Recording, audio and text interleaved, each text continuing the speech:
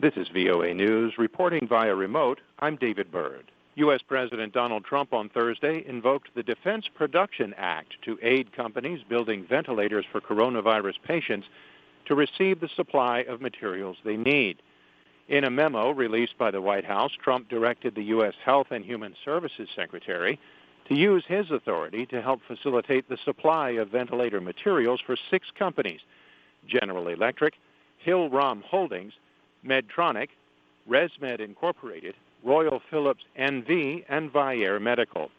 The president's order came as global coronavirus cases topped 1 million as the pandemic explodes in the United States. The virus has killed more than 51,000 people globally, with the largest number of deaths in Italy, followed by Spain and the United States. President Trump said Thursday he underwent a second coronavirus test using a rapid diagnostic that produced a result in less than 15 minutes. At his daily White House briefing, the president said he had tested negative. It took me literally a minute to take it, and it took me, I guess it was 14 or 15 minutes. I went to work. I didn't wait for it, but he said it took 14 minutes or something to come up with a conclusion. And it said the president tested negative for COVID-19. Trump's physician, Sean Conley, said in a letter released by the White House, the president was tested with a new rapid point-of-contact test, and the result came back in 15 minutes. Conley said the president is healthy and without symptoms. Trump also tested negative last month after coming into contact with a Brazilian official who later tested positive for the coronavirus. For more on these stories, visit our website, voanews.com. This is VOA News.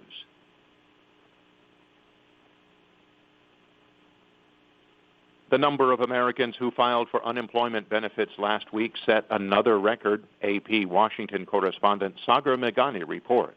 There were more than 6.6 million people seeking jobless aid, double the record set the previous week, which had been in turn more than 4 times the record before that. It's a sign layoffs are growing as the coronavirus spread continues. Many economists envision as many as 20 million jobs lost by month's end. The unemployment rate could hit 15%. Sagar Meghani, Washington.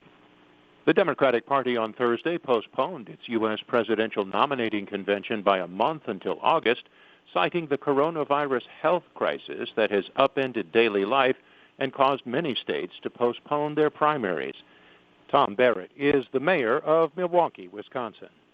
I consider this extremely good news, and I think it's a sign of how sensitive the Democratic National Committee is to the health needs, not only of our residents, but the health needs of people throughout this nation.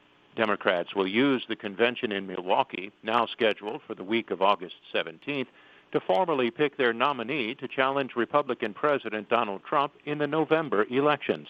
It had previously been scheduled for July. The man accused in the murder of journalist Daniel Pearl is likely to walk free in the coming days after a Pakistani court commuted his death sentence. Reuters' Lucy Fielder reports. Pearl was investigating Islamist militants in Karachi after the September 11th attack, when he was kidnapped in January 2002. A video of his murder emerged weeks later. He was beheaded. British-born Ahmed Omar Saeed Sheikh was sentenced to death that same year, but the court ruled on Thursday his role in the murder wasn't proven and gave him 7 years for the kidnapping. Sheikh Omar has already spent 18 years in jail awaiting the outcome of an appeal, so he's likely to walk free in the coming days. 3 co-accused were acquitted. A prosecutor is expected to file a new appeal, but the 4 men are likely to be released pending the outcome, unless a Supreme Court order stops that happening. That's Reuters' Lucy Fielder reporting. Orders to stay home because of the coronavirus have had an impact on TV and streaming ratings. We get more from AP's Ed Donahue. One game show is enjoying a big audience. Last week, Let's Make a Deal on CBS had the highest rating since its return 11 years ago. During the week of March 16th, Nielsen said Americans streamed 156.1 billion minutes of content. That was more than double the minutes streamed during the same week last year. That's